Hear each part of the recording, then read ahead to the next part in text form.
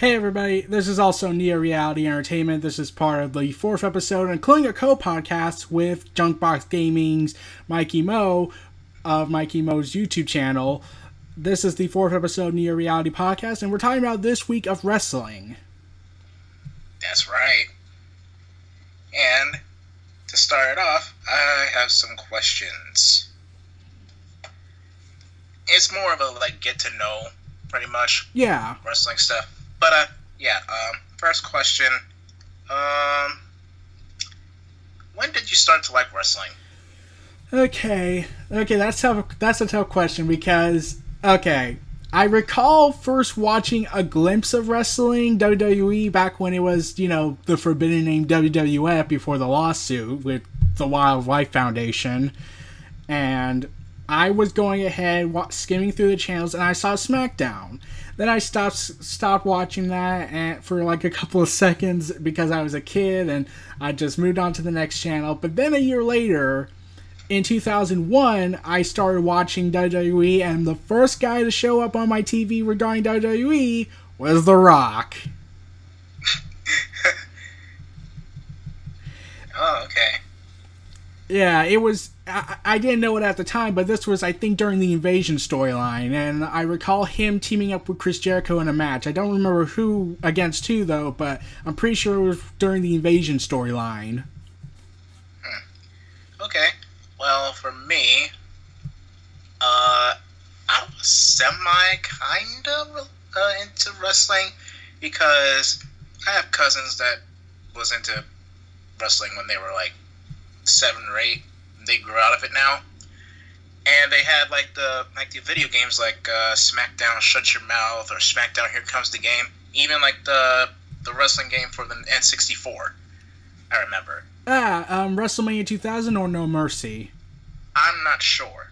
Okay. But I think it was on the N64 or on PlayStation. I think it was for PlayStation. Yeah. But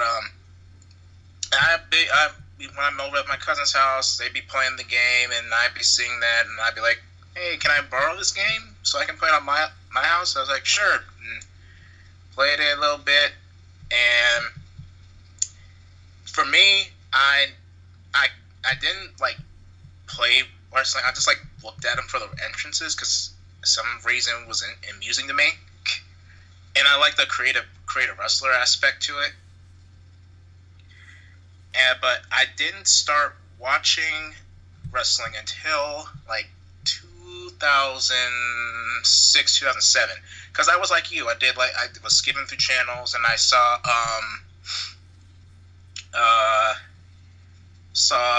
think Monday Night Raw, I believe. Because I saw Mickey James on the show. Yeah. When she was in her psycho story arc. Yeah, Trish. with Trish, the stalker Bond angle.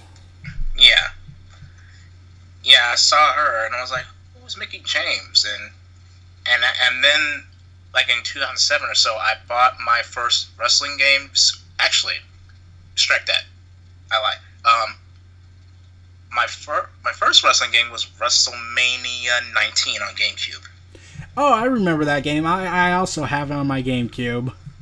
Yeah, I don't know where it is now, but I played a whole bunch of that, a lot of that game. But my second game that I played for real was SmackDown vs. Raw 2007 on the PlayStation 2. Yeah, I recall SmackDown vs. Raw series. I started when my first experience with the video games was WWE's Just Bring It, and then I got Shut Your Mouth for SmackDown 2, and then the original SmackDown.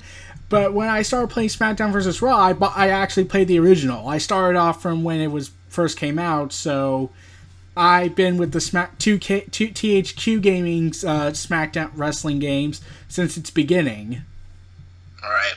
2007, it was 2007 that started for me with the THQ SmackDown vs. Raw series, until they went bankrupt tier for them. Yeah. But yeah, and I've been buying the game ever since. I actually pre-ordered 2K18 now. Yeah, I pre-ordered it. I don't really pre-order games anymore, but when I hear that Kurt Angle's in the game, I'm getting it. Yeah.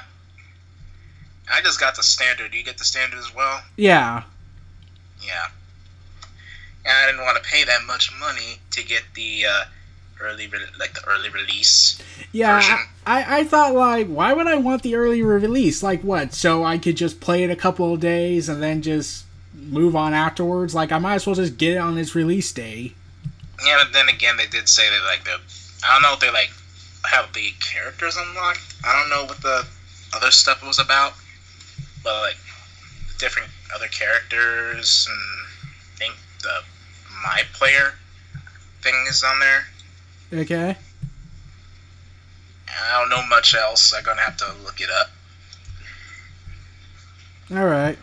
But in the meantime, next question. I think we kind of answered this question, but what was your first wrestling game? SmackDown versus WrestleMania 19 for me. Okay, and I believe my first was either SmackDown 2 Shut Your Mouth or SmackDown Just Bring It. Right. Say if it's the first wrestling game you played, it'll be SmackDown Shut Your Mouth for me. But if it's the first game I own, it's WrestleMania 19. Okay, I started buying all the WWE games I could find. Not the ones from, like, the early 90s and 80s, because I don't really own a PS1 anymore. But back when I did, I would try and buy some classic games. But ultimately, I just stopped. Right. I've been getting the game every year, starting from 2007 up till now. I usually get them around, like, Christmas time, but, like, the past 2 years, well, last year and this year I pre-ordered them. All right. I pre-ordered the games I pre-order all the WWE games just for the exclusive pre-order bonus. Okay. Yeah, I think let's say Goldberg was last year and Kurt Angle was this year now. Yeah, and the year before that, I think it was Ultimate Warrior. Right. May he rest in peace. Yeah. Alright, next question. Who is your favorite WWE superstar, male and female? Okay, that's a tough one because I had so many favorite wrestlers. Like, if I was to go with a past wrestler, I would say Shawn Michaels and Trish Stratus. Okay. But if I was to go with current, that's a lot harder because I want to say Roman Reigns, and that's a hot topic to talk about. Oh, yeah. Oh, yes. Oh, yeah. Like, that is a hot topic. Yeah, if you go on my YouTube channel, I have been one of the biggest defenders of Reigns because I feel like he gets a lot of unnecessary hate. Like, I get there's some justified hate on him because of his whole interviews he conducted a few years back where he was arrogant and kind of being dismissive towards fans, like saying, I'm just a guy getting rich. I was like, yeah, it's not helping your publicity. Yeah, not helping your case at all. Yeah, but when I think it... What? But I'm about to say that, when the first time I ever saw, like, hate towards Roman Reigns was when he won the Royal Rumble when Daniel Bryan was supposed to win. That was really controversial there. Yeah. Because the fans wanted Daniel Bryan to win, but it was Roman Reigns that did. Yeah, I was really against Daniel Bryan winning that Royal Rumble for two reasons. One, he just got back from neck surgery. Two, Brock Lesnar's the current champion, and Brock Lesnar has been known to be stiff in the ring. So I don't feel like we should have another Owen Hart disaster ever again. No. Or paralyzed from the neck down, because Bryan's neck it was fragile at that point. He just got back from surgery. And Brock Lesnar's German suplexing a machine right now. That's his current gimmick. Okay. Yeah. All right. For me, for the favorite WWE superstar, male and female, I'm on the same boat as you. I have many. Yeah. I would go through.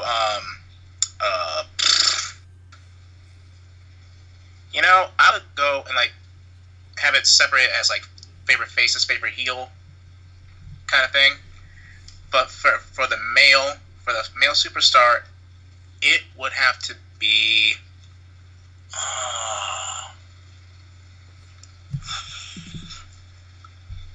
Let's say past is Evan Bourne. Oh, right now he's in TNA as Matt Sindel. Yeah, Mike Seidel, yeah, on TNA. Yeah, or Global Force Wrestling. Or now called Global Force Wrestling, or Impact in this case. Yeah. And who would be the current male superstar? My current male superstar would be. Okay.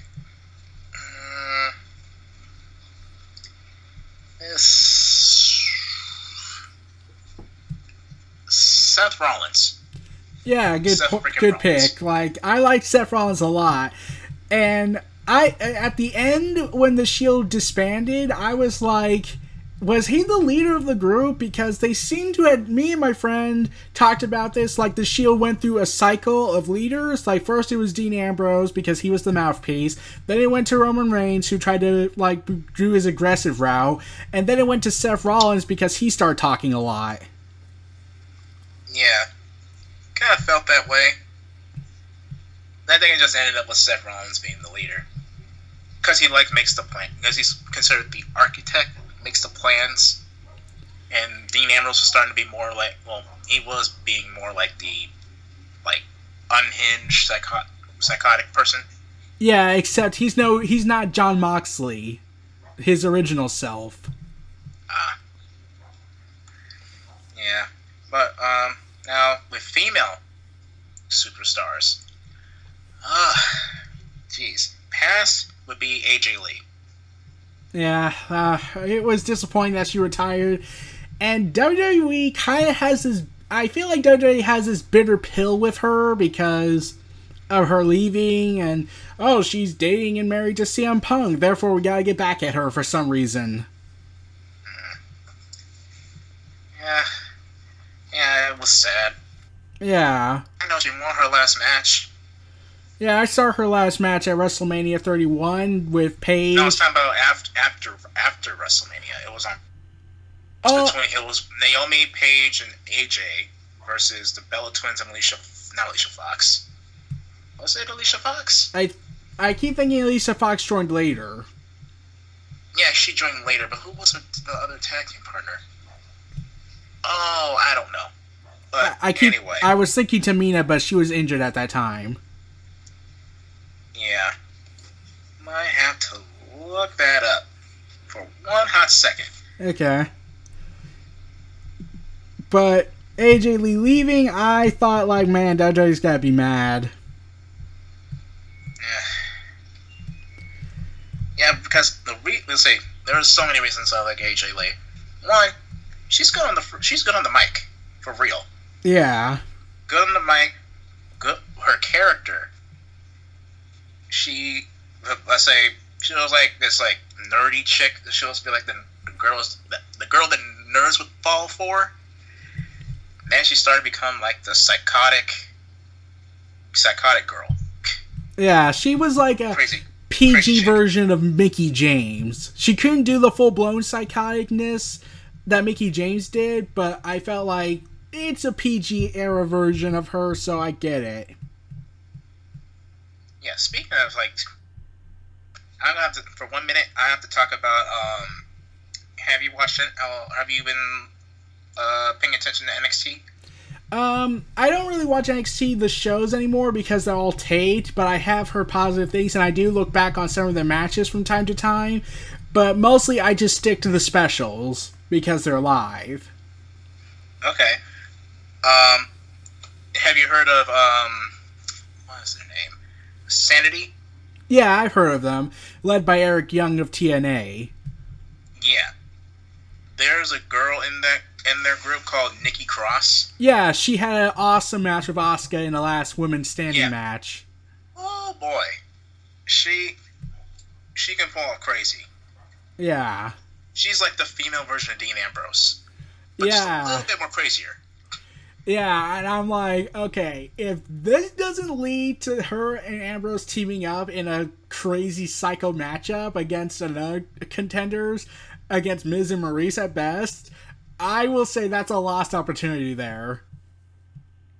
Yeah, unless they want to go have bring all of Sanity into the main roster. Yeah. Which I can see happening sometime soon. Yeah. Yeah, I feel like NXT is a very different world than WWE. Like, I've heard reports that WWE tends to not like its own developmental center for some reason. Mostly Kevin Dunn. I'm sure you've heard of him. Heard the name. Well, yeah, here's the thing. I look a lot on WWE news, and that kind of made me have this love-hate relationship. Like, I love to watch them, but at the same time, I kind of question their business decisions. Like, Kevin Dunn, he seems to have a beef with Triple H, who's supposed to take over WWE after Vince passes away because Vince is too stubborn to retire. And this has led to Kevin Dunn fearing for his job, so I always question this logic. So instead of trying to prove that you are valuable and you should stay with the company and not get fired by Triple H and Stephanie, he decides to do the opposite and whisper in Vince's ear and say all these NXT guys suck, they are not good, they deserve to be screwed over and not be brought to their full potential, which is why I always get really nervous when an NXT star comes to the main roster. Yeah. Like, okay, remember when Neville made his debut? It was the Raw after WrestleMania 2015. Oh, yeah, yeah. And remember how he was doing a superhero-like gimmick with it? Yep. Originally, WWE wanted to have him wear a mask and be portrayed based off of a 1950s cartoon Mighty Mouse. What? Yeah, really? That was Vince's idea. This is why I say he's senile right now. Yeah, I can see that, yeah.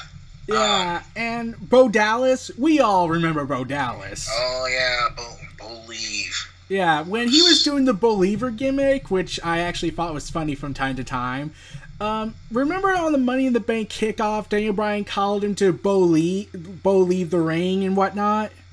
Mm-hmm. Yeah, here's what I found out. WWE didn't care about Bryan's health. They said, okay, we want you to address your health thing, but really we want you to bury Bo Dallas' popularity to make him a better villain, even though everyone loves him and we could probably turn him face. Jeez. Yeah, and WWE's slimy attitude towards NXT stars like Paige, who I will now talk about her recent issues she's having with Alberto Del Rio because that's a very sensitive topic and I might not know the full story. Yeah, we can, slide that out the way. Yeah, and I just feel like all the NXT guys and gals have a fear of coming to the main roster. Like, even the Bellator said in an interview back when before the Divas Revolution happened, they said, we would rather be in NXT. They'd treat their women better. Oh. And wait, that was the Divas... Like, what? Oh, let's say this is... I'll say NXT when they start becoming, like, a actual wrestling show, not that crazy, like game show type wrestling. Yeah, after they became serious. Yeah. Yeah, they said they rather... Nikki Bella, the Divas champion at that time, says she would rather have been in NXT because they treat their women more seriously in booking. Oh, you got that right. Yeah, that should show signs that there's a huge gap between Vince's WWE and Triple H's NXT, and now it's like, I feel like a power struggle's happening, where Vince doesn't like something he doesn't create, and therefore will destroy anything that made it good. Yeah, I kind of went with, on Bleacher Report, I was in this conspiracy-like gimmick where I was like, Vince McMahon's trying to sabotage NXT, destroy the future wrestlers, and rely on John Cena, the part-timers, and whatnot. I'll say before we go any further, I have to mention my current female superstar, Uh, what would I say? What would that be? Shoot. Sasha Banks. Yeah, I feel like she needs. Yeah. And for like, let's say, and Alexa Bliss is my close second. Yeah, because like AJ Lee, she's good on the mic. She knows her character. Yeah. But her segment, the segment though, that Alexa Bliss did with Bayley, man, that was horrible. Yeah, the This Is Your Life segment. Yes. She tried her hardest, but even then, they couldn't work with the material given to them. Like that was like when I heard that This Is a Life segment was gonna happen, and based off of McFoley's promo from back then, I was like, you can't replicate something that was so successful when it happened with The Rock. Well, that didn't stop WWE before. There's like so many things that they like recycled. Yeah, they try to rebuild and recycle old storylines, and like, could you just guys stop and come up with something different? And then I take that back from time to time, because whenever they do something different, it's horrible. Like the love storyline between Rusev, Lana, Summer Rae, and Dolph Ziggler. That was the worst love story I ever seen. Yeah, good thing they like canned it when Rusev and Lana posted that they were getting married. Yeah, and here's all together because of that. Here's the thing I found out about that. WWE was mad when that happened.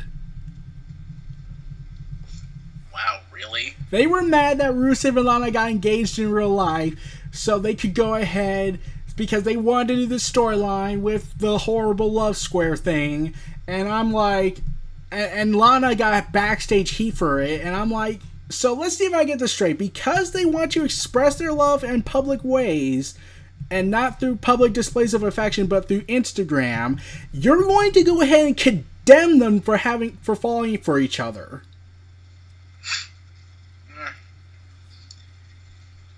Yeah, that's just messed up.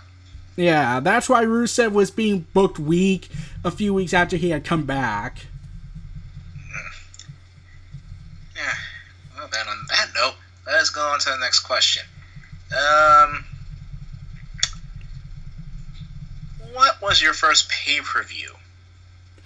If I was to guess this correctly, I would say No Way Out 2000. No way. I keep thinking Vengeance 2001, where Chris Jericho won the Undisputed Championship.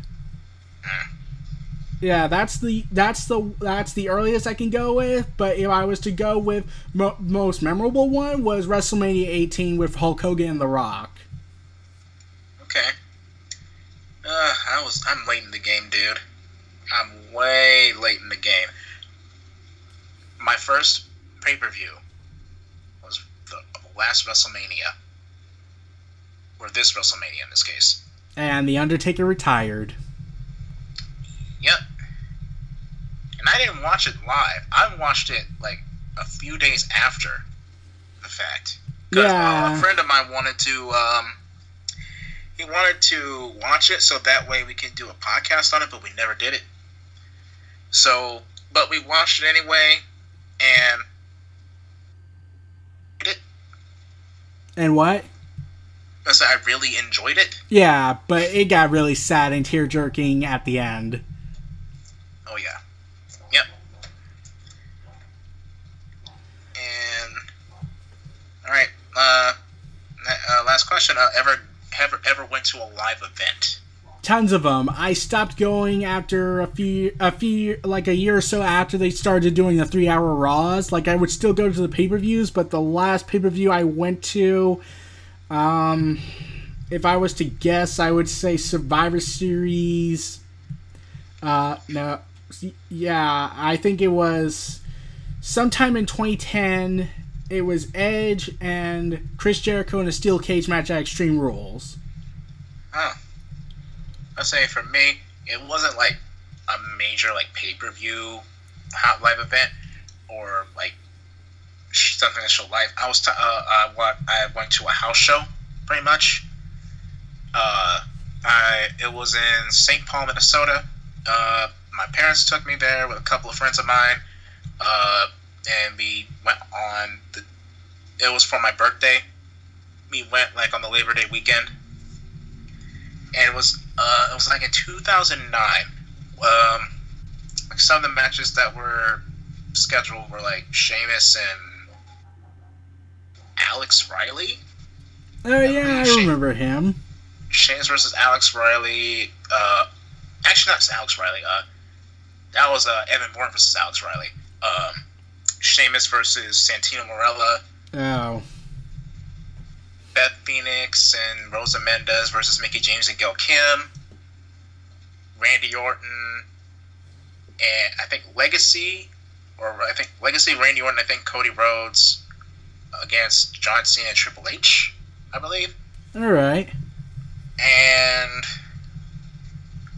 who else was there? Oh yeah, Kelly was there. She was like the guest host. All right. Yeah, and my friend always gets. I always like mention this to my friend because he was there when that happened. Because Kelly was like within the crowd, like talking to everybody, and we all stood up so we can see her, but my friend couldn't because he was short and stuff. And so I always like joke to him that he didn't see Kelly because it was like his favorite diva back in the day. Yeah.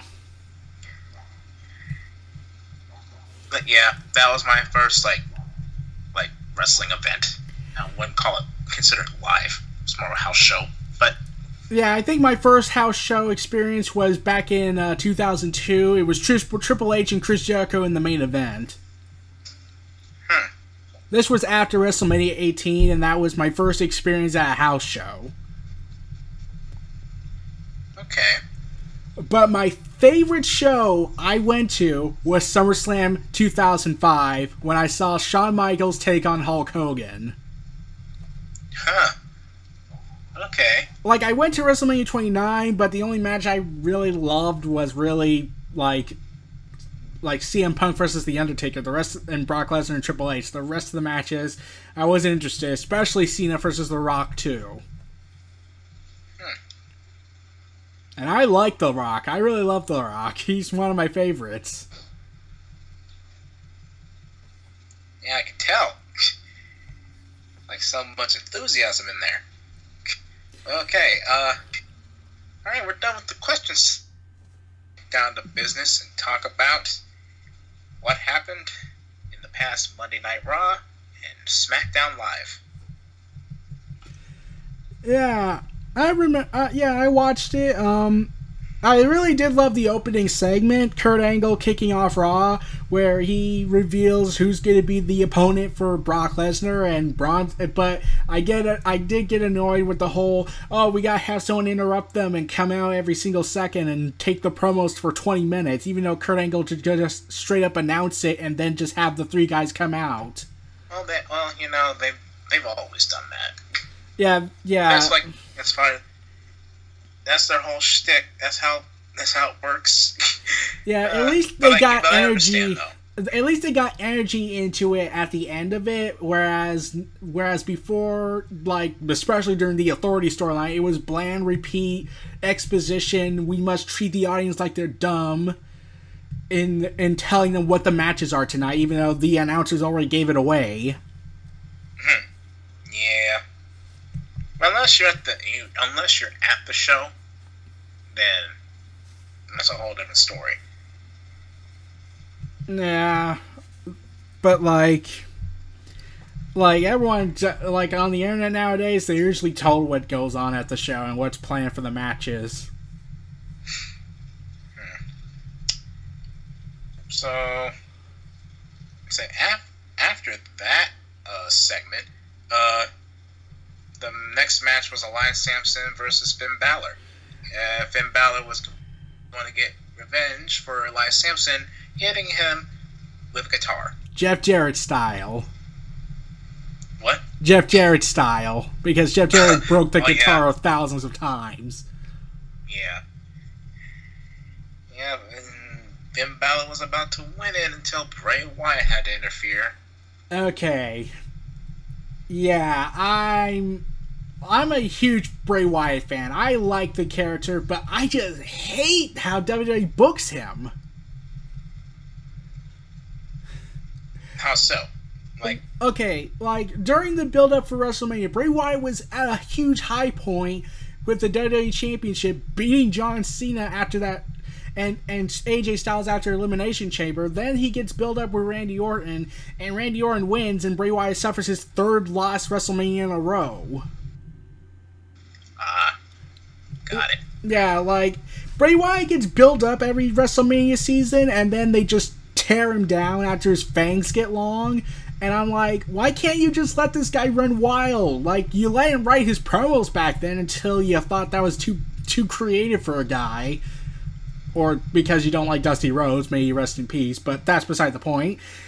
But, during his build-up for WrestleMania 30, he had defeated Daniel Bryan, he had beat The Shield and nearly destroyed them, and then John Cena ruins all that momentum.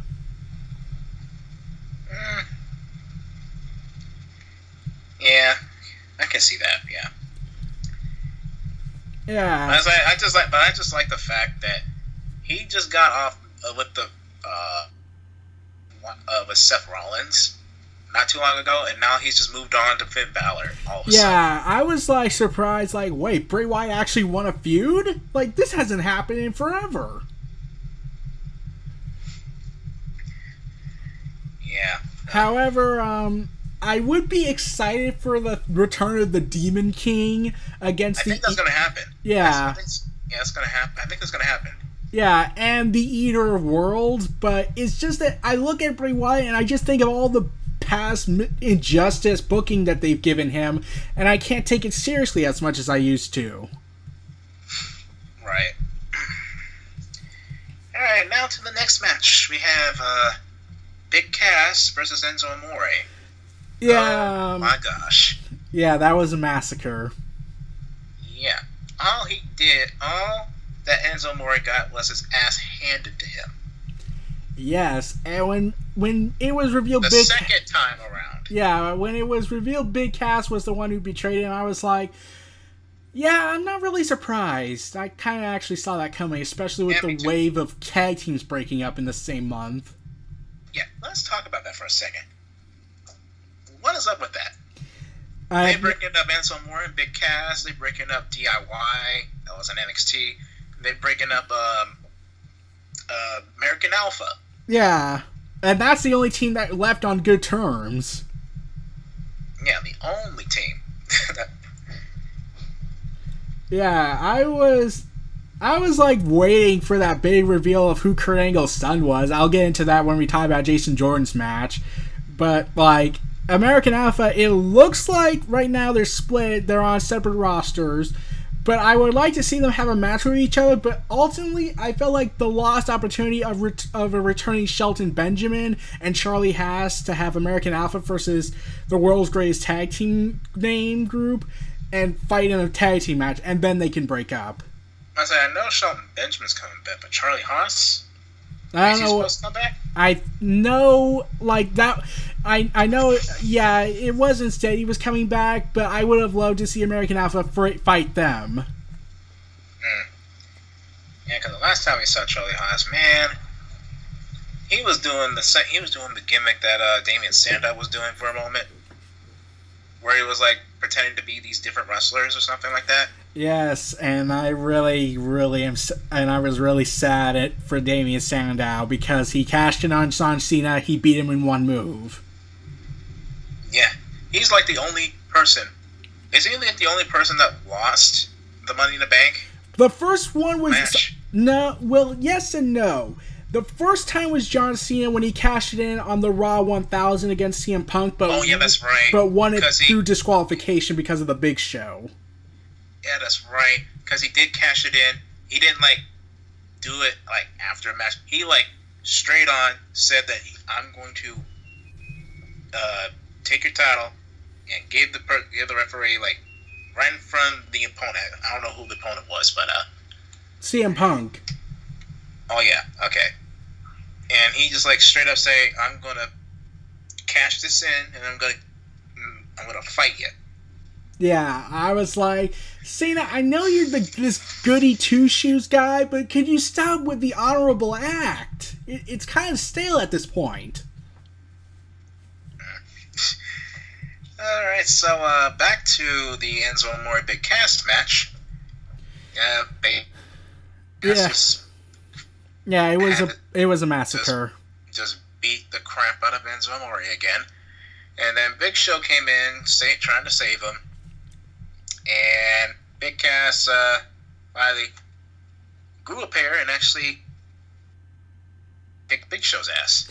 Yeah, after he had threatened to murder Enzo. Yeah, snap his neck. Are you kidding me? Yeah, I was like, WWE, you do realize this isn't TV-14 anymore. You really keep saying you're not TV-14, but you act like it. Not that I'm complaining, but still. Yeah, TV-14. Like there was I'll say, I don't know if you remember this, but remember when the Nexus debuted on Raw? Yeah, and and Daniel Bryan choked somebody. Bryan choked the ring announcer with his own tie. Yeah, and got fired for that. And he got fired for that. Yeah.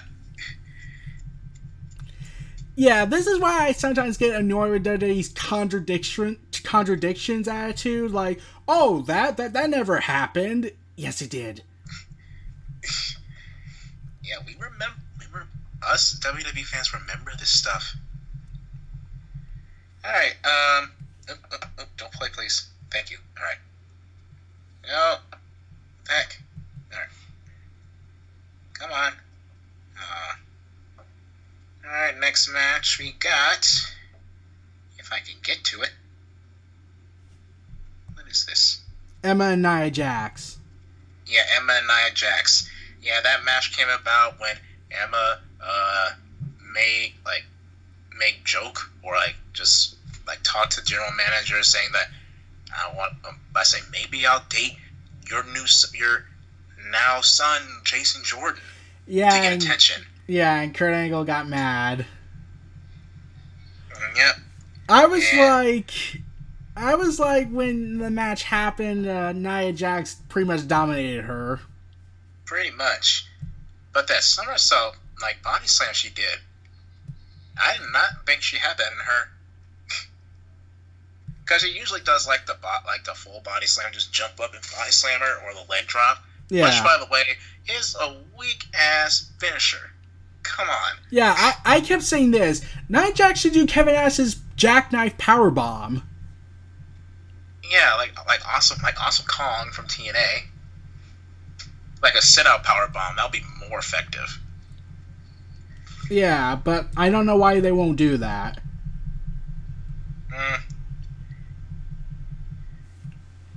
But yeah, pretty much Nia Jax wins the match. No struggle, no contest, pretty much. Yeah, and I'm disappointed how Emma's been treated on the main roster. Like, Emma was this great girl, this quirky girl in NXT, and now on the main roster, while I do like her heel character, she's just not she's not delivering the same energy she used to do. Yeah. And a lot of people find it suspicious of how Emma was treated this week on Raw. Because a week before, she tweeted that she was frustrated because it was her anniversary being in WWE, and then all of a sudden she gets booked in a match where she gets destroyed?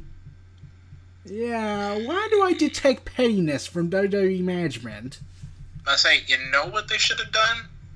I don't know if you agree with this or not, but they should have, remember when they tried to do the story where Dana Brooke turned a new leaf, and then Emma was trying to get her back on her side? Yeah. I think maybe they should continue with that story. I don't know. Yeah, I don't know why they stopped. I think that's because Emma had another injury, and she left again. Yeah. So I think that's why they stopped. Yeah, but they could have just restarted the whole thing. Dana Brooke's not doing anything important. Oh. No, she is not. But anyway, back to... what was that? Nia Jax and Emma, we just finished talking about that. Right. Now we are going to the next match, or the confrontation with Arya Daivari, and confronted the Cruiserweight Championship with Champion Neville and Akira Tozawa. Yeah, this was after a week after the controversial loss to Arya Daivari, and a cowardly attack the one night later after 205 Live. But Akira Tozawa wanted another match with Daivari, and Titus O'Neil canceled the match because of his shoulder injury. Yeah, but Akira Tozawa, with his pride on the table, does not want that to happen. He wants to get to Neville, wants to get to Arya Daivari. He wants to do all of that, even if his shoulder is in a sling. Or could you say, broken? Is that supposed to be like a Hardy Boys joke? Yes. Okay. I apologize, I couldn't help myself. But yeah, Akira Tozawa went out. I don't know. Was it? Oh, okay, never mind. That was last week. Where what happened? Okay, a banged up kid looking for another fight with Arya Daivari after last night. Okay, but I'm telling. Okay, Tozawa go it alone. As it turns out, Daivari had loftier designs in mind. When the Stamina Monster came to the ring, the man Persian Lion himself, he was instead met by the Cruiserweight Champion Neville. I actually missed this one. I don't know what happened. Oh, I watched this segment. I honestly enjoy Neville in the Cruiserweight division. He's the only thing keeping that thing afloat, and that's barely. Yeah. Yeah, like... He's a good heel, I'll tell you that much. Yeah, he's the only thing keeping me interested in the Cruiserweight division, and... Here's the thing. Remember when the first ever Cruiserweight match happened on Raw? It was Brian Kendrick, Grand Metalik. TJP. Yeah, no. TJP, that was later. Brian Kendrick, Rich Swann, Grand Metalik, and I'm trying to remember the fourth guy. I was gonna say Sin Cara, but wasn't he? No, he wasn't in yet. I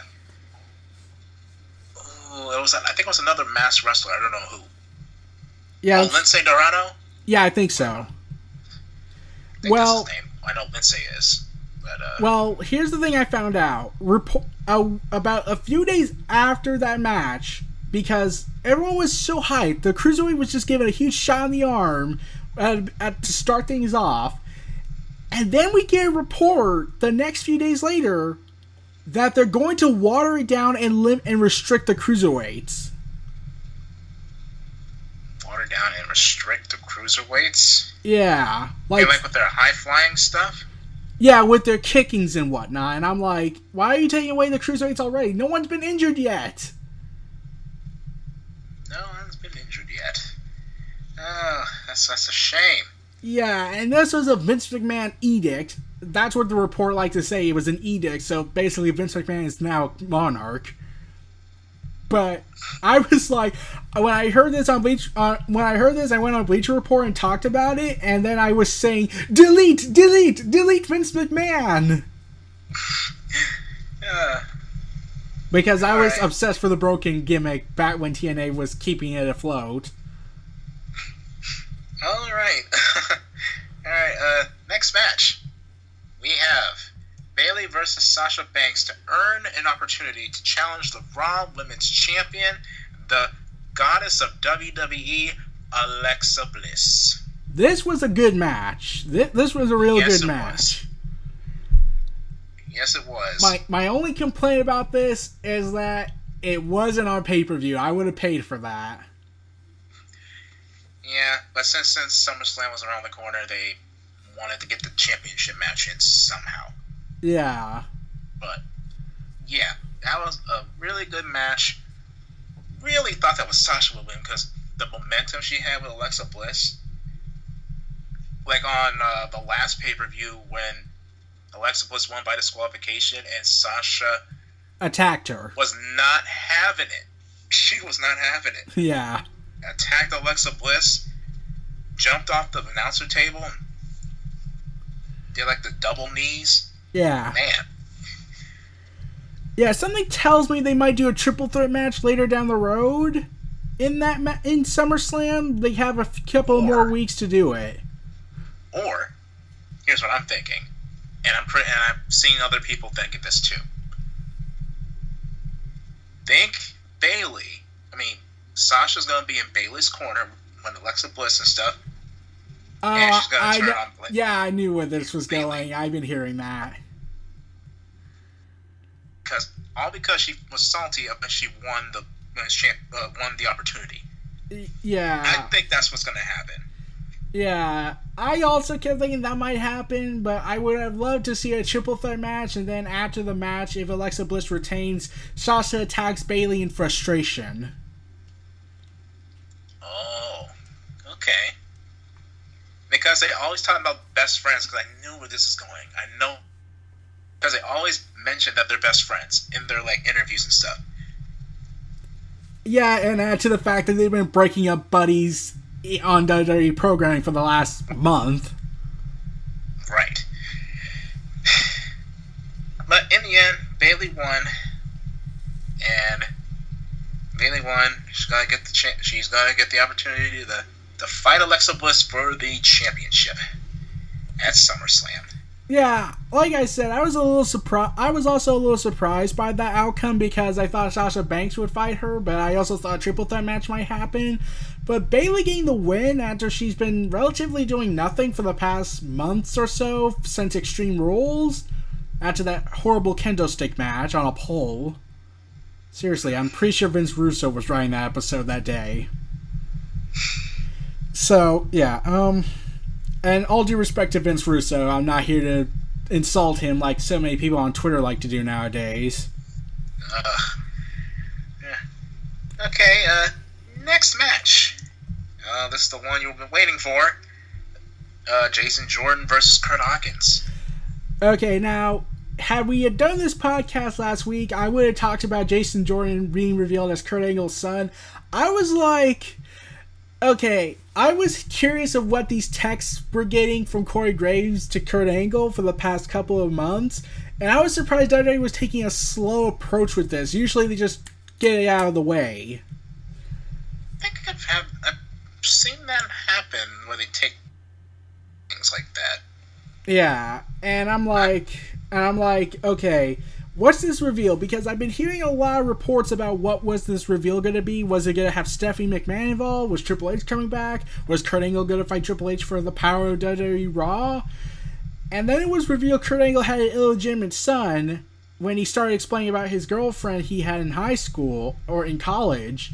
And I'm like, yeah, when I think of that, I'm thinking of the Hornswoggle storyline with Vince. Yes, that's what I was thinking too. Oh, I've watched that. My God. Yeah, but here's the thing: I can't really hate WWE for that decision for doing the Hornswoggle storyline because originally they were going to do the Vince death scenario where Vince faces death and Mr. Kennedy takes. Yeah, that's right. I remember that too.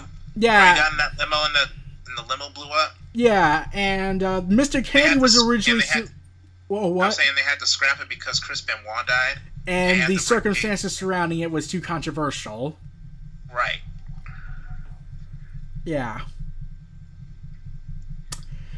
Yeah, I had... When Kurt Angle started going into detail about his relationship and how this woman got pregnant with his son and he never knew about it, I was like, okay, who is it going to be?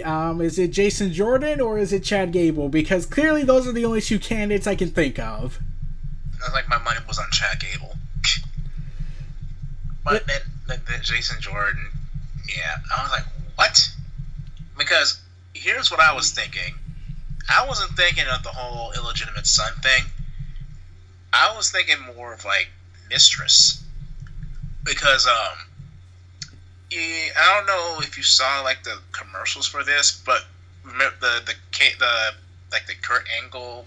Yeah, Dixie Carter is back. And Dixie Carter, yeah. Yeah. I thought Dixie Carter was going to be like the mistress and she was going to come to WWE. Yeah, I didn't actually buy that for a second. I was like, I don't really see that working, like, at all. like, I kind of had a feeling if WWE really went that route, they could, but at the same time, I'm thinking, like, it just sounds too contrived for me.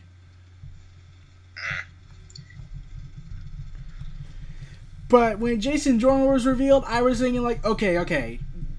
Dave Meltzer had said that this is a sink or swim for Jason Jordan. Can he do this gimmick? Can he not? That's a question that we'll find out in the coming months, because this storyline is going to last for a couple of months. And it's going to be portrayed as a mid-card storyline, but it's going to take the forefront for a lot of programming. And I was surprised by that. I thought for sure they would rush him to world title contention, because he's the son of Kurt Angle in the storyline. Surprisingly, he has to move on up. Yeah, but now it's been rumored that he might actually go after The Miz for the Intercontinental Championship. I can see that.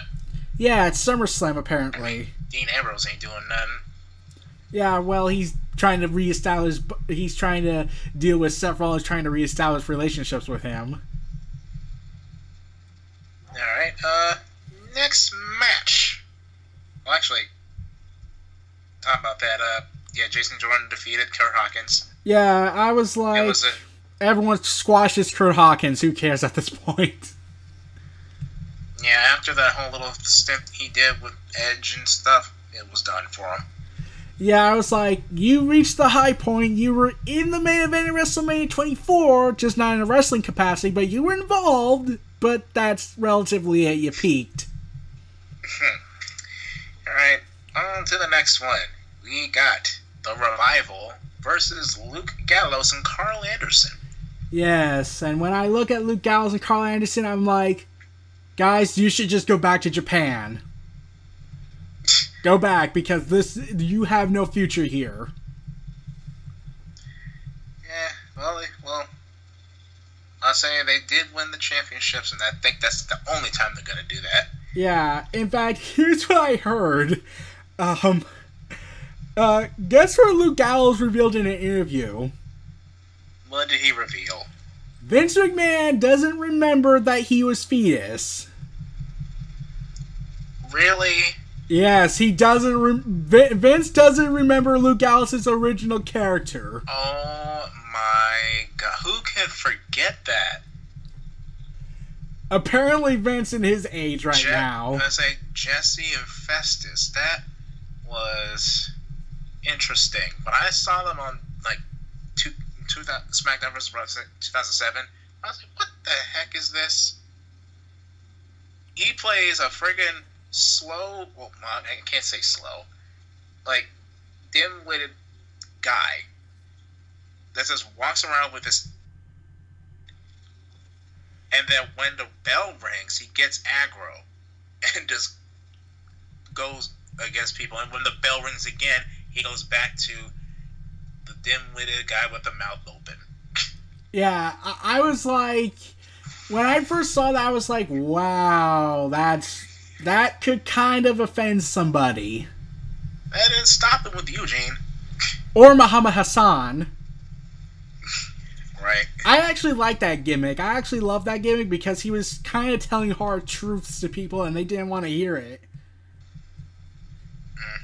Yeah, but that's enough. But I've already talked about Muhammad Hassan in a previous video, so I'll just move on from that part. But like, I was like, when I heard Luke Gallows say that Vince doesn't remember this character that I played, I was like, okay. I would have thought Vince would remember something that was a horrible idea. I thought that Vince would remember horrible ideas. Surprisingly, he doesn't remember this one. Like, was it so bad he repressed it? Probably. I was like, you can remember me being the tag team partner to CM Punk in the Straight Edge Society, and you can remember me currently in the Bullet Club, but you can't remember me in Jesse and Festus. Are you serious?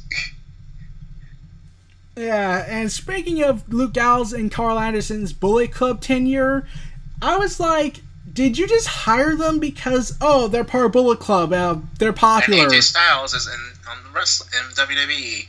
Yeah, and he was part of Bullet Club. So was Finn Balor. Yeah, and I'm like, Finn Balor and AJ Styles, they look like they have bright futures. Well, maybe not Finn Balor because he's currently at strike 2 of 3 regarding his injury problems, and now it's being said that if he gets one more injury, it's over. His career is at a mid-card level, not a Universal Champion level, which I still thought was a stupid title name. They could have just said Raw Heavyweight Champion, like they did with the Women's Championships, Raw Women's Championship, SmackDown Women's Championship. Or they could have brought back the World Heavyweight Championship, the big gold belt. Yeah. Like, I'm a huge fan of the old classic belt of that. Like, it's the one belt, to me, that never changes its design in its 30 years of existence. Okay. But the match between between the Club and the Revival, I was surprised they actually went with that because they're both bad guys, and yet they're having them fight each other. Well, think about this. There's only 4 tag teams I've seen. 4 tag teams in the division: the Hardy Boys, Revival, Will Gallows and Anderson, and Sheamus and Cesaro. Yeah. The only 4 tag teams on Raw right now. Yeah, that's actually sad. It's even said on SmackDown Live, I think. The Usos, New Day, Hype Bros, and the Ascension and Breezango. There's 5. Yeah. I think. Yeah. Primo and Epico, like, they're also part of the division. Oh, yeah, and Primo and Epico, yeah. But we haven't seen them in a while, one is injured, and the others are demanding their release from their WWE contracts. Primo and Epico want to get out of WWE, but one of them is injured. I think Primo is. Oh. Okay. So it's basically 4. In this case, 4 tag teams on SmackDown, 4 tag teams on Raw. Yeah. And only one of those tag teams that broke up are on good terms with each other, and that's American Alpha. I'll say unless. I think her idea is to get NXT tag teams or something like that, bring them to the roster. I don't think it's gonna happen, but it looks like it. Yeah, and then see them get horribly ruined. Yeah. Yeah, I'm a pessimistic when it comes to Vince's style of booking. Like, when DIY broke up, I was mixed about it. I was like, why not keep them? Why not send them to SmackDown? That would be interesting. But no, they're cruiserweight guys. They don't have a future as a tag team in my mind as Vince and Kenny McMahon. They need to be cruiserweights. They need to be no-name cruiserweights. But I say, the Revival won against Luke Gallows and Carl Anderson. I think they should turn Luke Gallows and Carl Anderson heel, because they can have 2 face tag teams, 2 heel tag teams. That way it won't be 1 face. So that way it can have a 4-man tag. Yeah. Hardy Boys and Luke Gallows and Anderson versus the Revival and Cesaro and Sheamus.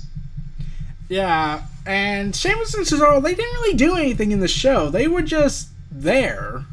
Yeah, they were just they were just there. After they won, they're like, we are taking our vacay. We don't need to be doing any matches because we are beneath you guys. We don't set the bar. We are the bar. That would have actually been interesting if they actually did that, but they were seen at the end of the episode of Raw where they were monitoring Bo Dallas and Curtis Axel. I'm like, really? You're going to make them a serious threat?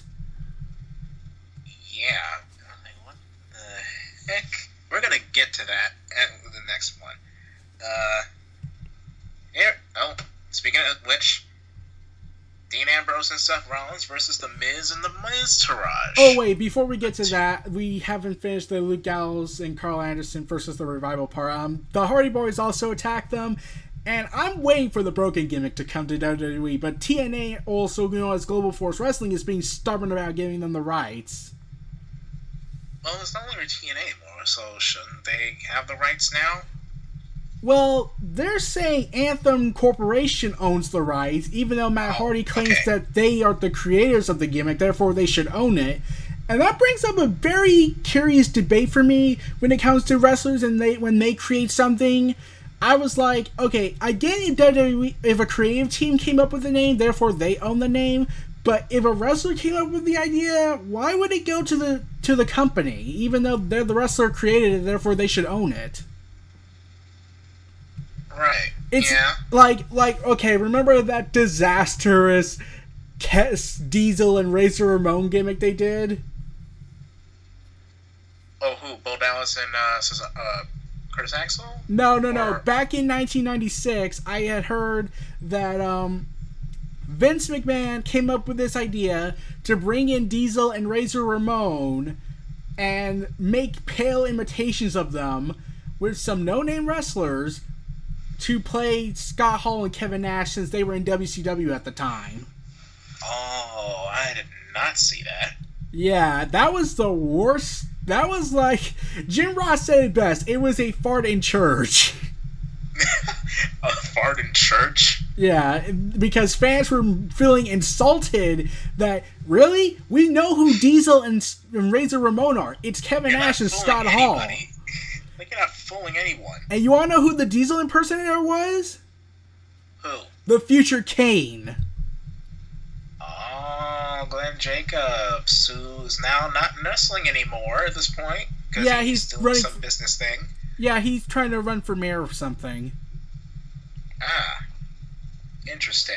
Yeah, but Kane running for president. Yes. Well, for mayor, but right now, like... Well, not president, mayor. You know what I mean? Yeah, but like, I always had that... When I saw that, I always debated to myself, should the wrestlers own the gimmick names? Because what are they going to do with the gimmicks? Like, are they going to put it on somebody else? Like, I get it if it's a masked wrestler, but for a character that everyone knows who plays it, it's kind of pointless. Like, imagine if they didn't give the... Imagine if they try to make their own version of The Rock after Dwayne Johnson left. Oh, that would be terrible. Yes. That's always a debate that should be more talked about, and wrestlers should feel more like they have a right to get that gimmick's name, because who's gonna, like, are they gonna think Kevin Nash and Scott Hall were Diesel and Razor Ramon? Absolutely. But are they gonna think fake Diesel and Razor Ramon are the real guys? No, that would fail miserably. Ew, no. It's like, I'll say, I can say this of Alberto Del Rio. And he's now Alberto El Patron. That does not ring a bell at all to me. Yeah, and I'm like, well, that was what he was called in the independent scene, so I would get why you would want to change his name back to that.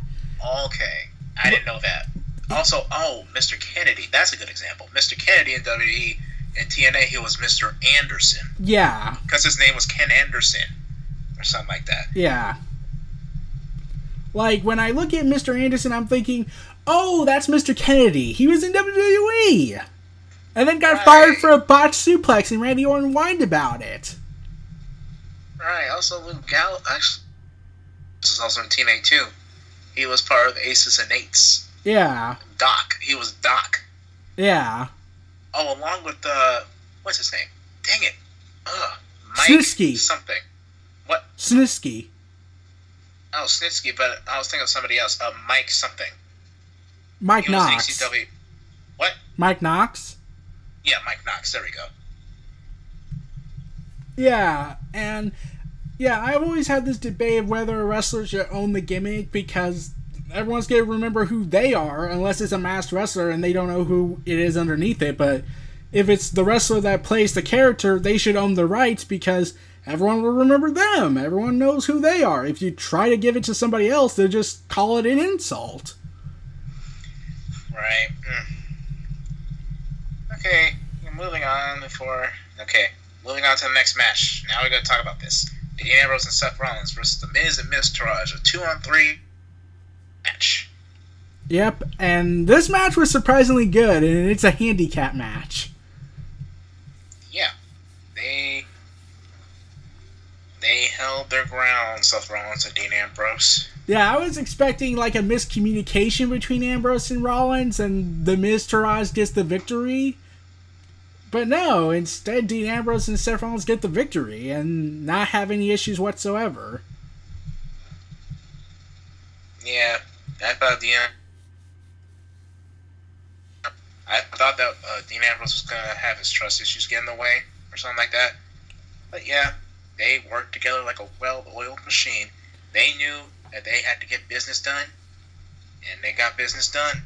Yeah, and at the end of the match, Seth Rollins wants to do the Shield pose, but Dean Ambrose walks away like to say, "We're not there yet." Nice try, but we're not there yet. But like, I did find it surprising that Sheamus and Cesaro showed up on TV watching the match. Like, really? Miztourage is a threat to you guys? Like, I get if it's Dean Ambrose and Seth Rollins, but it seems like you're more interested in the Miztourage. Yeah, honestly, I don't know how that came about, Miztourage. Well, They just found Miz just found Bo Dallas and Kurt Axel somewhere, saying, "I'll give you jobs. I'll make sure you get paid more if you be my entourage for me, for me and my wife." Yeah, I think I know where that came from.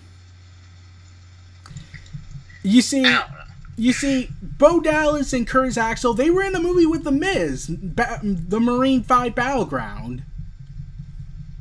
There we go. There it is. Yeah, and they wanted to tie that in, even though the movie's already out, and therefore there'd be no point in promoting it. So, we gotta extend this feud with Dean Ambrose. Throw this in here. And have them get beat, and get Dean and Ambrose beat up week after week after week. Yeah. And I find it weird that it's Bo Dallas and Curtis Axel doing the jobs. Like, wait, you mean to tell me we're supposed to buy these two guys to be a serious threat to Ambrose and Rollins after God knows how many years? Like, it's like the Jinder Mahal fiasco with the pushy guy. The pushy what? The pushy guy in WWE to main event status after spending years in 3MB. Oh, yeah. Well, he got jacked. Like, later on. Yeah, and that led to people speculating he does steroids. But, yeah, I say, they were starting to make Bo Dallas a little bit serious when he, started to get more of a aggressive side. When he came back, he's, like, believe in Bo, and then he just, like, got aggressive to people and stuff. Yeah, here's the thing about that. The only reason why they did that was because China has this wrestler that's joining WWE, and they're going to do a house show with him and Bo Dallas. So they wanted to build Bo Dallas up for China to feel like a serious threat because China doesn't watch WWE according to Vince. Ah, gotcha. And after that match had happened between that wrestler and Bo Dallas, WWE was like, Bo Dallas, you have outlived your usefulness to us. Have fun in mockery. I was like, also, whatever happened to the little the feud with him and Curtis Axel? Yeah, that just stopped after one match. Right, I know. It was gonna be like Curtis Axel going back to his roots with being more like Mr. Prick, but like channeling that, and Bo Dallas. Yeah. I don't know what happened to that. Yeah, that just stopped. Alright, well, that was pretty much how Raw came about. Yeah, what did you think of Raw overall? Overall, say, I have no high expectations, but it was okay. Yeah, the opening segment in Elias Samson versus Finn Balor for me was the top moments of the show. Bayley and Sasha Banks was the third best moment, but I knew the Fatal 4-Way match was going to happen because of what happened last week and the fact that there were already reports saying that this might happen. And I was like, well, even though I know it's coming, I hope they do it. I hope they do it well. Oh, they did it well to start it all off.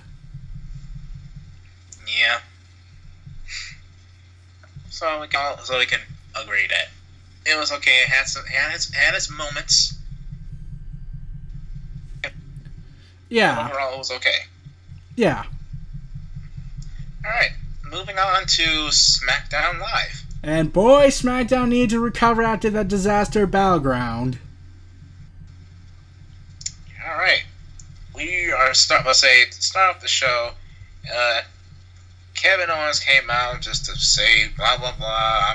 I'm your United States champion. I'm the champion that you need, you deserve. Blah blah blah. The shtick. And then AJ Styles comes back. out. Huh? I said AJ Styles comes out. We said that at the same time. Yep, and he revokes his rematch clause to him. But Kevin was like, no. We are not going to have it tonight. We're going to have it next week. Yeah, and I gotta be honest, the rematch clause thing, when WWE really started using it a lot more, I was like, really? Why can't they just earn the title shot? Like, that would build more tension, but no, rematch clause is clearly a new Money in the Bank contract. And then Chris Jericho came back. Yeah, I was actually surprised by that. Man. Yeah, I was surprised that Chris Jericho came back. Like, I heard he was coming back at the end of the summer, but coming back early? Oh, I'll take it. Yep, and he was being his best, right? Yep. And then he just got into it with AJ Styles, saying that, hey, I lost the championship. I should get the championship back because I lost it to Kevin Owens way back when. But then AJ Styles like, no, you get back alive because things have changed. I'm now getting at Kevin Owens for the championship. And Kevin Owens is like, no, this is stupid. I'm going. Yeah, Kevin Owens stole the night for me on that when he just walked away with Chris Jericho when AJ Styles were arguing. And Chris, I like the Chris Jericho things. Like, you know what happens? Yeah. When you just made the list. And it's like, Kevin Owens, where are you going, you stupid idiot? Yeah. Here's the thing about that list. Yeah, Vince hates it. Oh my gosh. Because here's the thing. Some former Jimmy Jacobs from Ring of Honor is now part of the creative team. He came up with that idea for Chris Jericho, and reportedly Vince is furious. Because I didn't create that. It can't be used. I'm Vincent McMahon. I'm God. Let's say, what valid reason would he hate that other than he didn't create it himself? Oh, I can guess. It's more popular than Roman Reigns. Okay. You can see. Fair enough. But, yeah. After the whole spiel with AJ Styles and Chris Jericho, Shane McMahon comes out saying to Kevin Owens, you don't make the matches, you don't say what time and place is going to happen, I do. And I'm going to say that you are going to have a match, Kevin Owens, with AJ Styles and Chris Jericho in a triple threat on SmackDown Live tonight. Yeah, and I was like, wow, you're giving away this match on free television. I'll take it. Like, granted, you'll lose money and opportunities to get more subscribers for the network, but, like, I'll take it. Right. And Kevin Owens was furious. Yeah, and speaking of that, Kevin Owens had a confrontation with Shane later in the night, and I'm now thinking, like, so are they building Shane McMahon versus Kevin Owens at SummerSlam? You would think that. They did that with AJ Styles. Yeah. At WrestleMania. But, who knows? It might happen. Yeah, and I would be all for that, so long as we get what we got at WrestleMania, but under hardcore rules. Yeah. But, yeah, that's what happened in the first segment. Then we have Shinsuke Nakamura versus Baron Corbin. Yeah. This match, it was alright. It was a little bit better from what I heard of the match at Battleground, but like, yeah, I was like, did we just get an alternative ending to that match? It's just Shinsuke wins the match, and I'm a little surprised that it happened so quickly. Yeah, I can see that now. I didn't see the Battleground match, but yeah, it was interesting.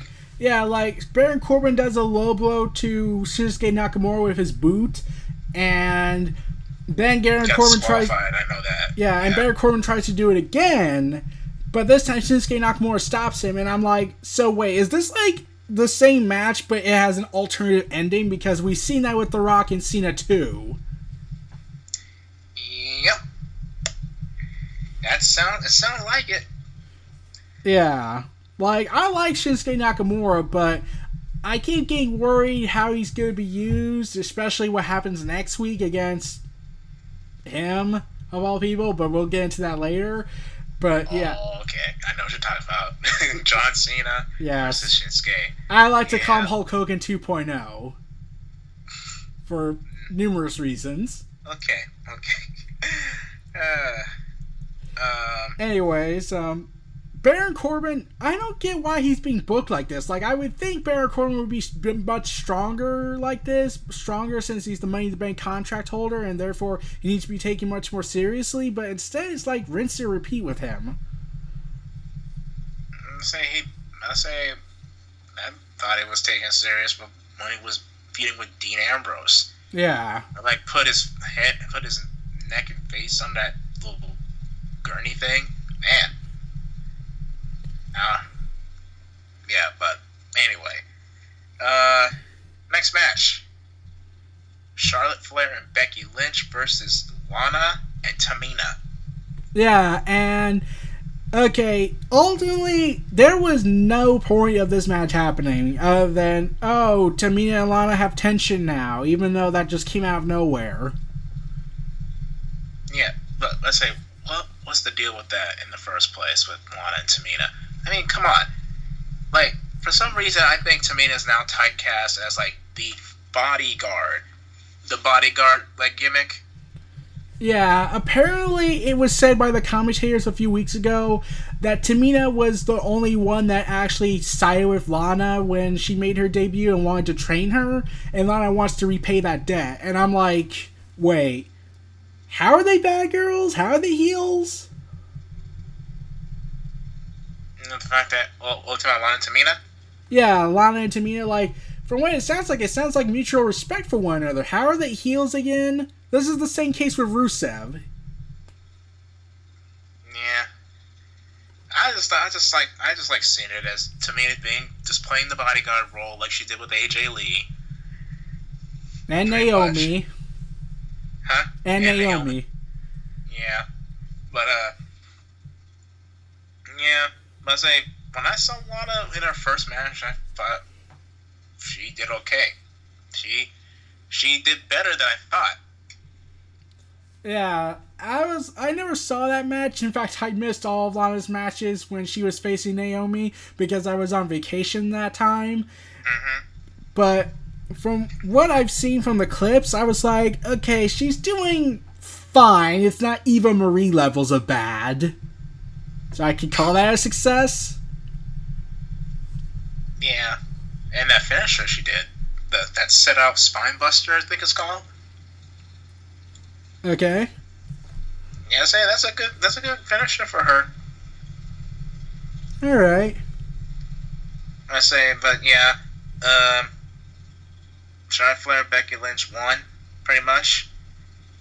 And Lana and Tamina lost. There was tension. Like, Tamina's like just pissed at her.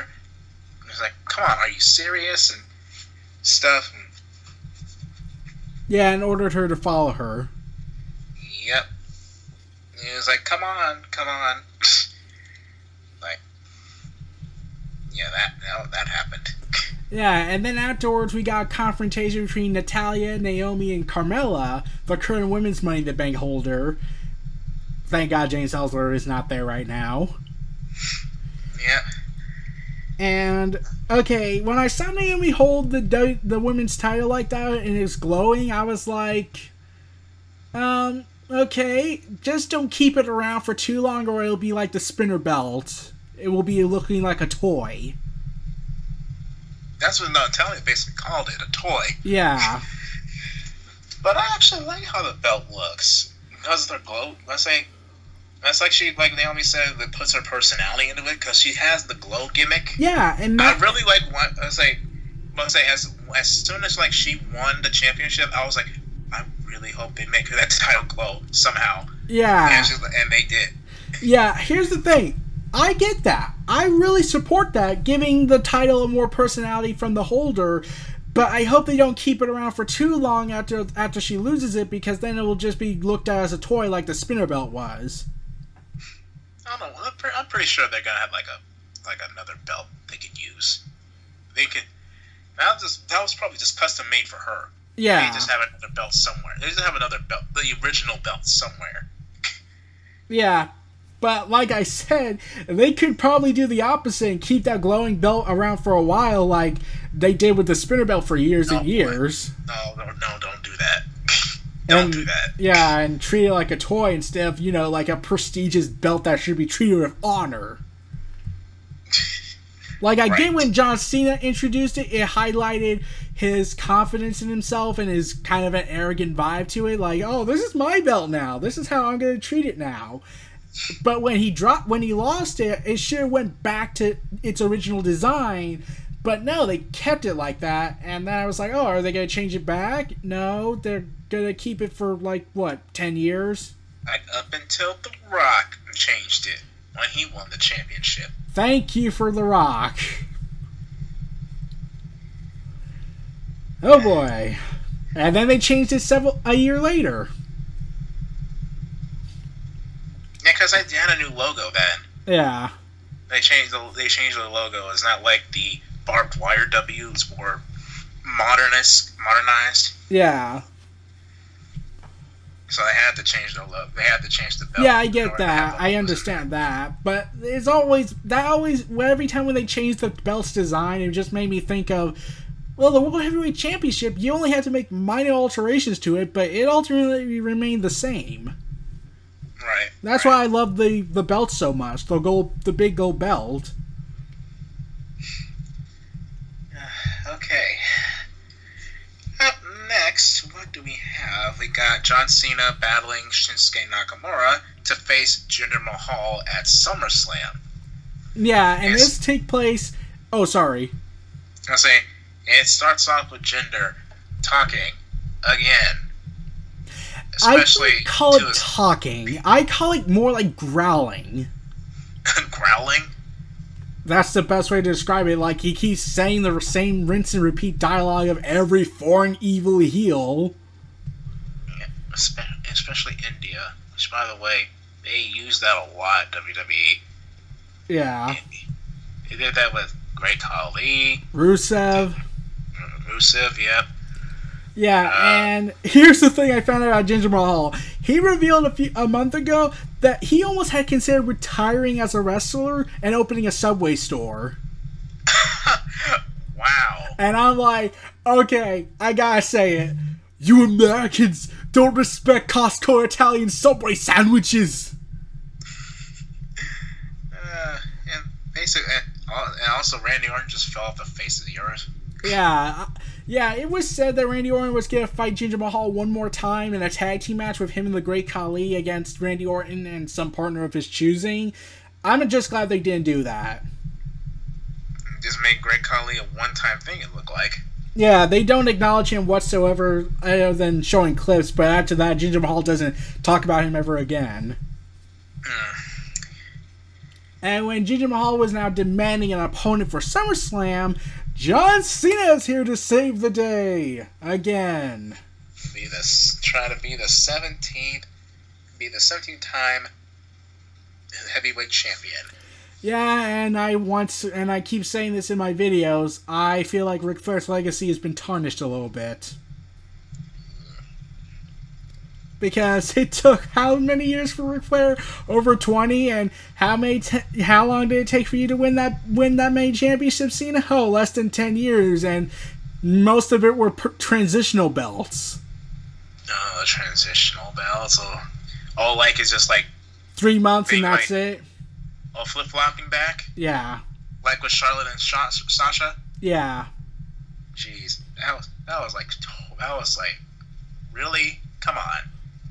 You're going to have Charlotte win the championship and have her, like, keep it for a couple months, and Sasha wins it on a live event.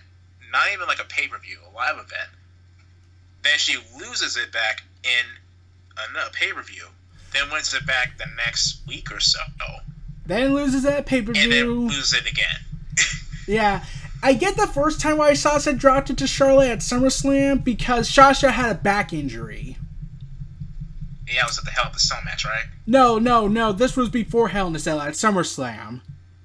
Oh, okay. Why she dropped it the first time, it was reportedly because she had a back injury, and that's why she took a couple of weeks off. They thought it was serious, and turns out it wasn't, and they realized, oh god, we screwed up big time here. Right, okay. Yeah, but I was not liking the hot potato treatment of the Raw Women's title. I love the matches, but I didn't like the way the hot potato-ness of the women's title was being treated. They did the exact same thing with Paige and AJ Lee. Yeah. Yeah, they did that too. But yeah. Moving on.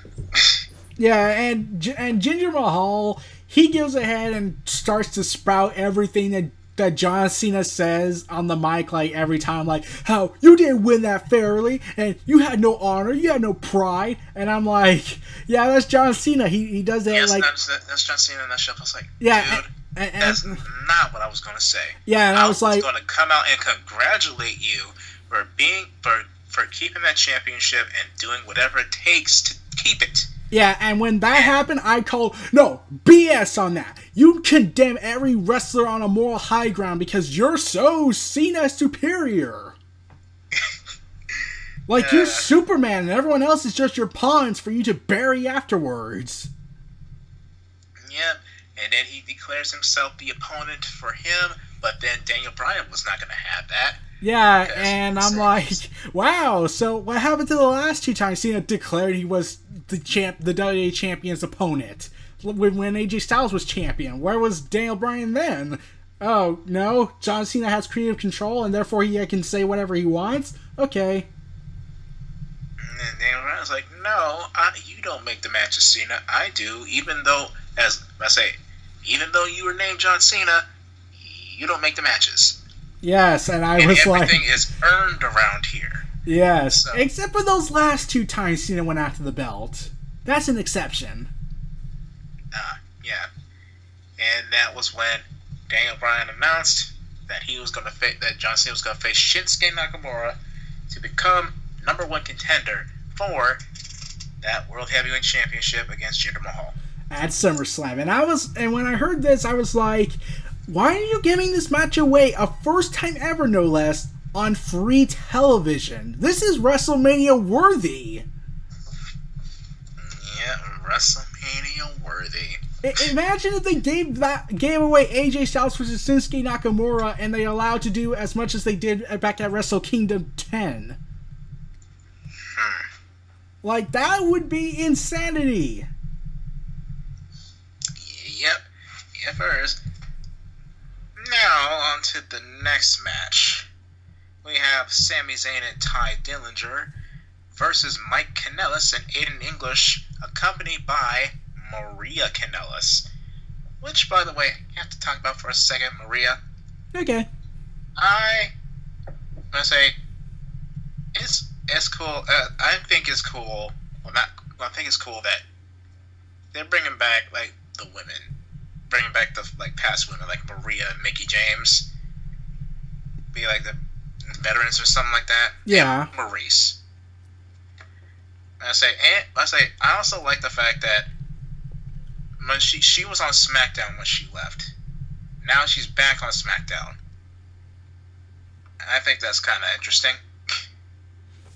Yeah. However, she's not really doing anything other than being a lovesick woman. being a woman. I said lovesick. A lovesick woman. That's their gimmick, I guess. Being like a couple that shows too much PDA. Yeah. And I'm like, really? That's the gimmick you're going with? Okay. I guess you just said, oh, we don't have any plans for you, even though we want to bring you back. Even though we could put you in the women's division and make him a singles competitor, we feel like we should pair you guys up for something and build you up for something and then just forget about you afterwards. I feel like I should go to the women's division too. I feel. I say unless it's like a Maurice situation, a Ms. Maurice situation where Maurice is only going to be wrestling once, which has happened. Yeah. Like, if they're trying to make a replication of Miz and Maurice, it's going to fail miserably because no one can be the Miz and Maurice. Or hear this, have Mike Kanellis and Maria Kanellis versus Miz and Maurice. That would be interesting. See who would be the power couple? Because Maria is considered the first lady of the SmackDown. And I really hope they don't do like how they did her with in TNA, where she was like the first lady of the Knockouts division, like being head charge of the women's division. Hope they don't do that with her. Well, I wouldn't be surprised if they did do that because WWE has kind of a history of punishing wrestlers for wanting to go somewhere else. But like Miz and Maurice versus them, okay, I could buy that if they build them up, but it doesn't look like they're going to build those two up. Yeah, I'll say one can dream though. Yeah, and Aiden English, I don't know what's going on with him. At first, it looked like he was going to do a psychotic gimmick where every time he loses or gets interrupted when he sings, he gets furious and loses his mind. That would have been interesting if he had a split personality attitude. But that would be interesting. A split personality gimmick. That would be so cool. Yeah. Let's see. And I seriously hope they don't do the whole multiple personality disorder gimmick that Damien Sandow did. Oh god, what did Cena do to you? Wait, Damien Sandow had like a multiple personality thing? When he was going through an identity crisis gimmick? Oh, yeah, that's right. Yeah, and especially when he was like, when he paired up with Miz. Yeah, that was... He was Damien Mizdow. Yeah, that was the best one he did, and here's the thing I found out about that. Vince McMahon didn't create that idea. It was Triple H. I can see that. He actually apparently Triple H at the time was rumored to be doing an Ask Me Anything on Reddit, a secret one, and he found some people talking about, would it be cool if Miz did this and with Damien Sandow during this whole gimmick crisis he's in? What if they did this? And Triple H looked at it and says, okay, let's do it. Yeah, and plus, with Damien English, he's just lost. He's lost without Simon Gotch. Yeah. Since Simon Gotch was released, he's lost. Yeah, and he don't know what to do. It was said that Aiden English was going to get a big push, but I don't know what that was going to be. And it looked like it was going to start when he somehow won against Randy Orton. That didn't happen.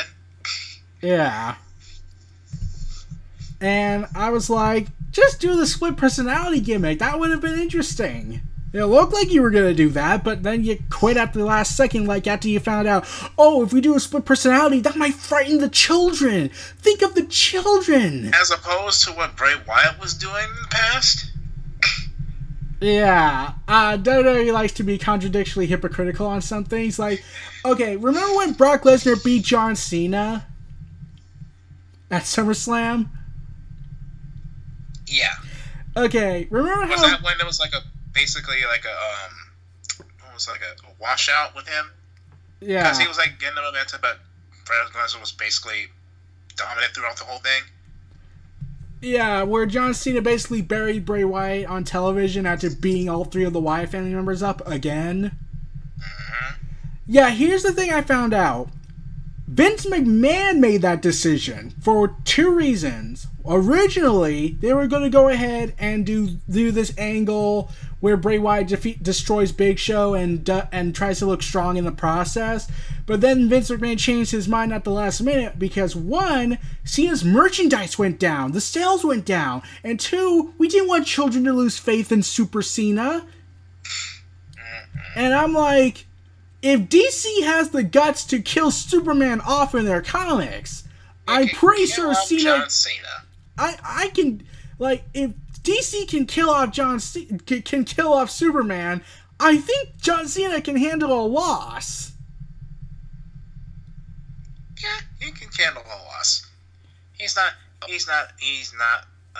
invincible. He has his moments of losing. Yeah, but Vince seems to find that as a bad thing. Like, if Cena loses, the world will be thrown out of alignment.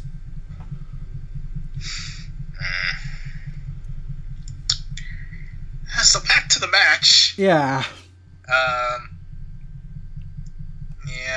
Say Sami Zayn, Ty Dillinger teamed up to face Aiden English, the Shakespeare of Song, against Maria's husband, Mike Kanellis. And for some reason, Mike Kanellis has the last name of his wife.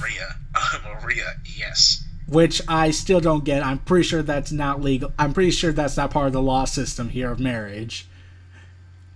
I'll say there's some people that, well, they'll say it depends. There's some people... I know that, but like, it's kind of weird that they did that. I've never seen a real life couple do that. I haven't seen one either, but there's one out there though. I'm pretty sure of it. Yeah.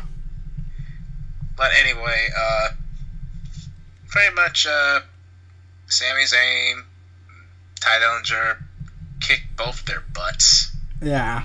And won. Yeah, and I'm like, okay, now that I think about it, I would like to see Sami Zayn and Ty Dillinger form a tag team. They're not doing anything right now, so have them be a tag team. Oh, yeah. Yeah, I can see, yeah.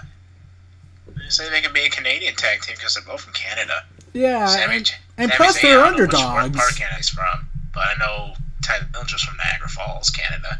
Yeah. Which, by the way, I did not know that was a city. I know it was like a waterfall in Canada, Niagara Falls. Okay, but like, yeah, they're both underdogs. They're not doing a thing right now, and they're very popular with fans. Team them up. Oh, yeah. Perfect 10 versus the underdog. Anyway, next match. Well, it's not really a match. It's more like the New Day.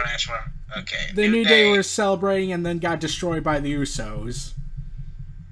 I was out of the room when this happened, but I came back like when the Usos brought them out onto the stage, and I was like, "Damn, Usos! It's not that serious." Well, they did lose the titles. I know they lost the titles, but come on, you're gonna jump them on like for that?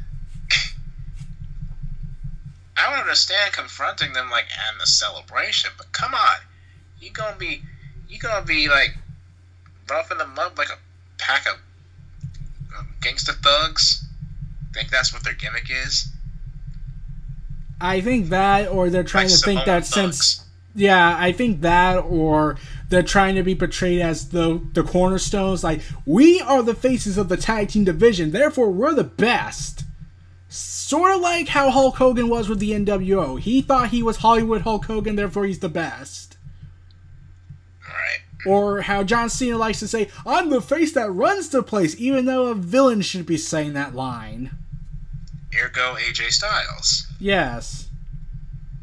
Like the face that runs the place, the champ that runs the camp.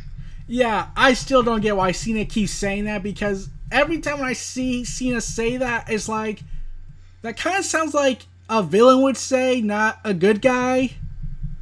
Right. And it kind of comes across as arrogant on your side. True.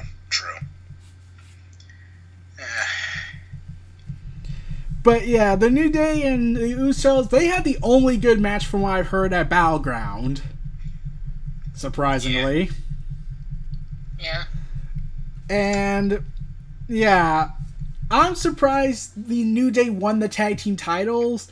I thought they were going to disband later on and just have 3 single stars. Like, Xavier Woods could probably be a manager, Kofi Kingston could just be lost in the shuffles, and Big E could get a main event roster push. Yeah. But being in the tag team, like, okay, they need tag teams after they pretty much massacre the rest of them. And I would like to point this out. I don't know if this is true or not, but aren't the New Day like the first tag team to hold the SmackDown Tag Team Championships and Raw Tag Team Championships? Okay, that's kind of tough to say because the tag team titles were the Raw tag team titles back before the brand extension happened. But you can make that argument that they are indeed both brands champions. So you could say yes, but at the same time you can say no, and I think that's why the commentators aren't talking about it. Yeah, because I mentioned this because they said that with Alexa Bliss, that Alexa Bliss was the first to be the SmackDown Women's Championship champion and Raw champion. Yeah, and I don't get why they were not acknowledging the New Day for that. Yeah, that's what I was thinking. Yeah, I thought that was weird. Yeah, but anyway, on to the last match of the night. We got AJ Styles versus Chris Jericho versus Kevin Owens. That was made in the first segment of the show. And it was for the United States Championship, and they stole the show. They sure did. Man. Yeah, when I saw the time was only less than 30 minutes left to SmackDown, I was like, okay, we're going to get a 20-minute match. This is going to be awesome. Yeah, 20-minute match. I always notice too that SmackDown always goes off on time, unlike Monday Night Raw. Yeah, they like to go into overtime a lot. I don't know. I think that's because they have a television deal to do that, but SmackDown doesn't. Nah. But, like, at least SmackDown's keeping the code, whereas Raw, they just say, oh, we're going into overtime. Go further! Push it further! Like, remember when The Rock first came back and it went over 15 minutes? Oh, yes, I remember that. Yeah, I bet the production team was mad, including the network. Alright, so basically, the WWE Universe is already in frenzy following Chris Jericho's surprise return and the announcement of the triple threat match for Kevin Owens' United States Championship, the new face of America, the phenomenal one, and the Ayatollah of Rock and Rolla delivered a high-octane thriller in SmackDown Live's main event. Yeah, and they keep saying it was the greatest triple threat match in SmackDown's live history, but like, no, Bray Wyatt versus John Cena and AJ Styles was the best match in SmackDown main event history. Yeah, I can agree to that. Yeah, but like, yeah, this match was really great. I really enjoyed it. I did get questionable when they started using their finishers a lot more than usual, but WWE has done that repeatedly in the past. Oh yeah, definitely, especially tag team matches. You know, like they do one finisher after another one. One person does their finisher, and then another person comes in and then gets them with the finisher, and then another person comes in and gets them with the finisher. Seen that like a Divas match as well, like a Divas matches. Yeah. Most of the time. It kind of makes the wrestling matches turn into video games. Yeah, but it's a lot. I feel like that they just try to like get their finishers all in there, especially with a whole bunch of people. Yeah, but when they do it in singles matches, it kind of starts to get a little repetitive on that, and just turns it into a video game at this point. Well, yeah. If they had it booked so that way if you do your finisher and they kick out of it, I understand they can do it again, try to get them down for the count. Like twice is like a minimum of 3 times you can use your finisher, I believe, in a match like that. Yeah, and when John Cena versus Kevin Owens was happening back in 2015, they kicked out of each other's finishes like, what, 5 times? Yeah. Per match? Yeah, that's me in the SmackDown versus Raw. Let's say they do a finish and I kick out. I'm like basically the kick out king when it comes to kicking out. Yeah. But yeah, I was really enjoying this match. I stopped doing what I was doing because I was getting a little bored with the show. But then I was like watching this match because I knew this was going to steal the show because we got 3 of the best talented performers and they're going to deliver. And they really delivered on this. But I was surprised AJ Styles won, though. I was surprised too. Yeah. I didn't think it was going to get that quickly. Yeah, I was expecting that to happen at SummerSlam or the SmackDown pay-per-view after SummerSlam. But I was like, but why lose the match before that? At Battleground then? Yeah, that reminded me of when The Miz won the Intercontinental Championship against Wade Barrett. And then lost the next night? Like in his phase. And he lost the next night against Wade Barrett. I questioned, what was the point of that then? No point? I think also with Zack Ryder with the United. I think it was Intercontinental Championship too. Yeah. With Zack Ryder. Yeah, same thing with him. Yeah, and I'm like, what was the point of that? Ladder match. Yeah. Then he lost him the next night when Marie's debuted back on Raw. Yeah, I kept questioning why. And then I heard I heard a report regarding that finish between Kevin Owens and AJ Styles at Battleground. Now, you would expect Vince and the creative team to change the decision before the show, right? Yeah. What if I told you they changed the finish in the middle of the match? Whoa, what? Yeah. Apparently, the referee was told through his earpiece that, the finish has changed. Change the finish match. The match has changed. Kevin Owens wins the match. Because originally they were going to go with AJ Styles retaining, but they said, okay, I know we're in the middle of the match, but can we change it? Okay, why in the world would you change it in mid-match? What were they trying to do? Were they trying to like gain momentum for Kevin Owens so that way AJ Styles can win it back at SummerSlam? Well, that doesn't seem to be the case because he won it 2 nights later. Yeah. Speaking of that, he did win it. Kevin Owens was furious. Yeah, and I did love the part where he also mentioned Shane McMahon because that further fueled to me that we're gonna get Kevin Owens versus Shane McMahon. Yeah, and he's like, you and me at SummerSlam. Was it for SummerSlam? No, next week on SmackDown. Oh, next week, yeah.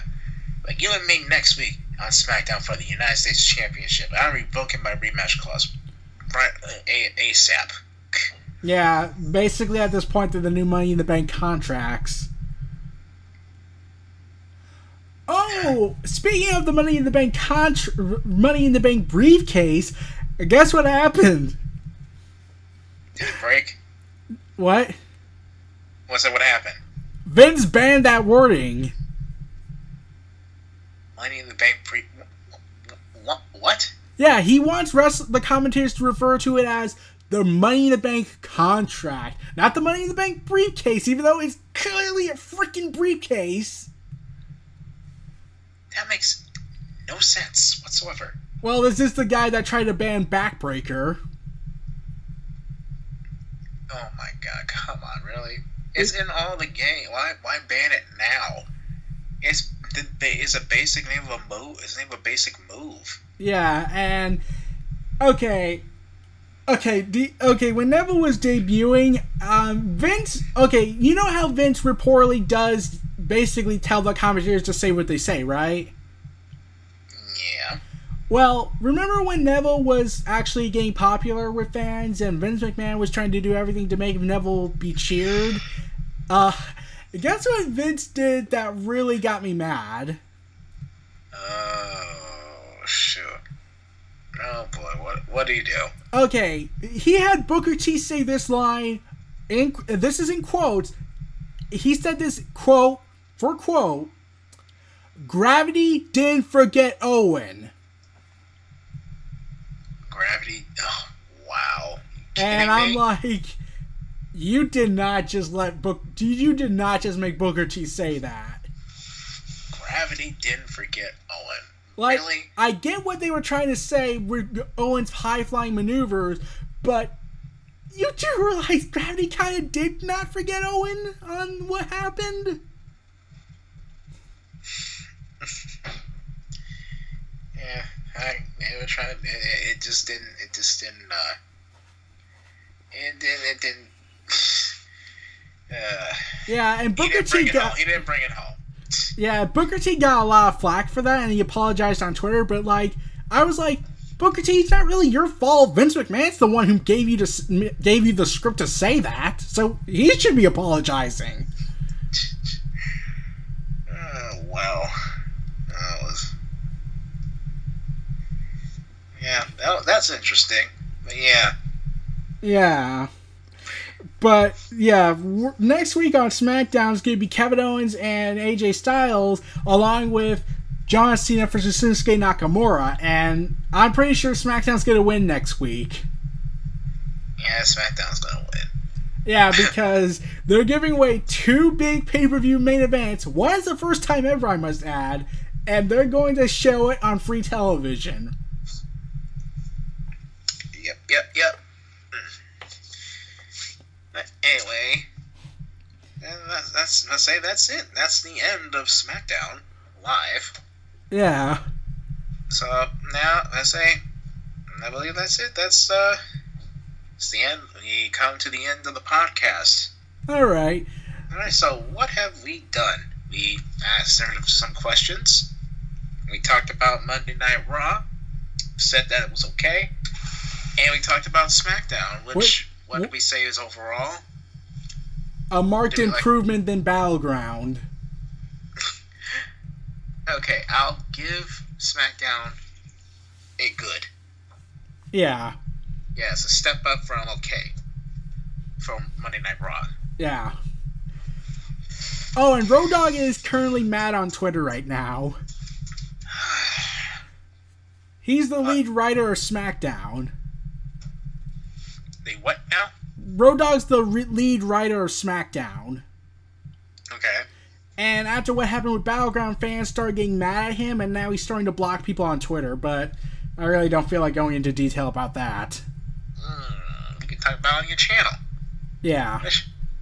Which, by the way, I'll put in the description below so you can check him out. Alright, and I'll be putting your channel's description below. Which one do you want me to do? Your Mikey channel or the Junkbox Gaming channel? MikeyMoo. Okay, so this was Neo Reality Podcast and Junkbox Gaming and Mikey Mo. Feel free to like, comment, subscribe, and donate to tune for more.